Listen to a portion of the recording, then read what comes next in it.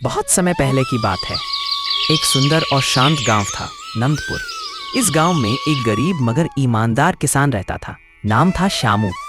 श्यामू के पास थोड़ी सी जमीन थी, लेकिन वह मेहनत और ईमानदारी से खेती करके किसी तरह अपने परिवार का पेट पालता था। उसकी पत्नी गौरी और 2 बच्चे, मीरा और छोटू, उसकी दुनिया थे। श्यामू गांव के सबसे बड़े जमींदार ब्रिजलाल के खेतों में भी काम करता था।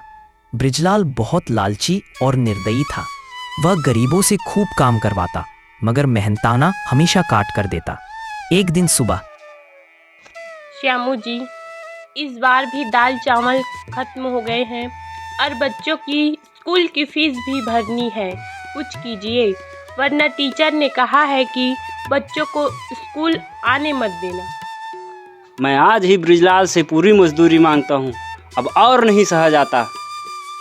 श्यामू खेतों में पूरा दिन पसीना बहाता है और शाम को ब्रिजलाल के पास पहुंचता है।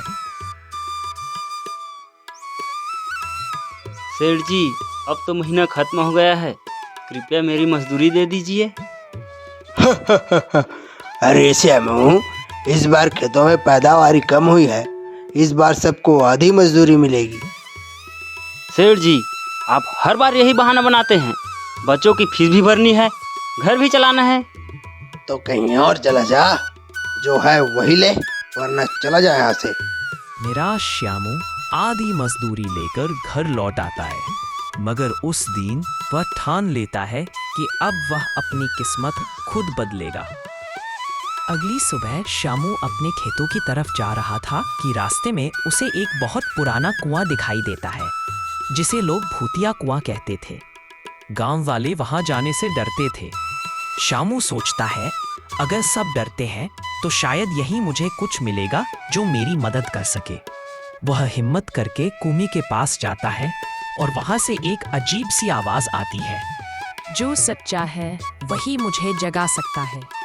श्यामू चौंक जाता है, लेकिन डरता नहीं।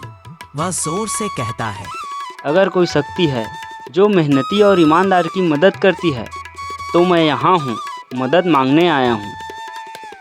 अचानक कुएं से रोशनी निकलती है और एक परी प्रकट होती है।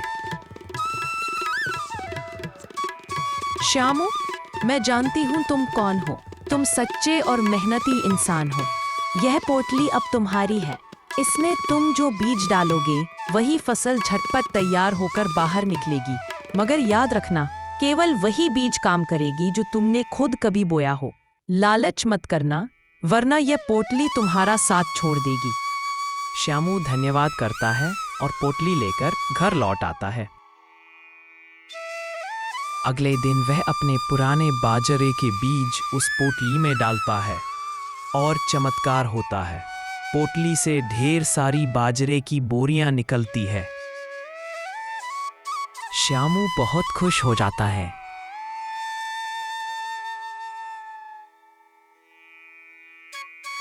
श्यामू उन्हें बेचता है और बहुत पैसे कमाता है। वह बच्चों की फीस भरता है, घर के लिए सामान लाता है और गौरी को एक नई साड़ी भी दिलाता है। आप तो अब अमीर बन जाएंगे श्यामू जी।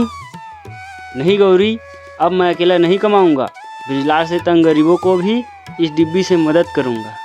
अगली सुबह श्यामू अपने जैसे गरीब किसानों को बुलाता है। जो भी किसान मेहनती और ईमानदार होता है, श्यामू उसकी पुरानी फसल के बीज लेकर पोटली में डालता और हर बार पोटली सबको भरपूर फसल देती। सभी गरीब किसानों को अनाज बांट देता है। धीरे धीरे गांव के सभी गरीब किसान आत्मनिर्भर हो जाते हैं।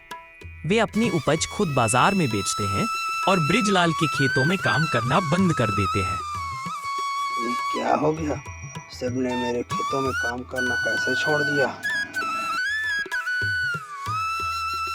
अब गांव के लोग मेहनत का पूरा फल खुद लेंगे सेठ जी। अब हमें किसी लालच की जरूरत नहीं। ब्रिजलाल अपने हरकतों पर पछताता है।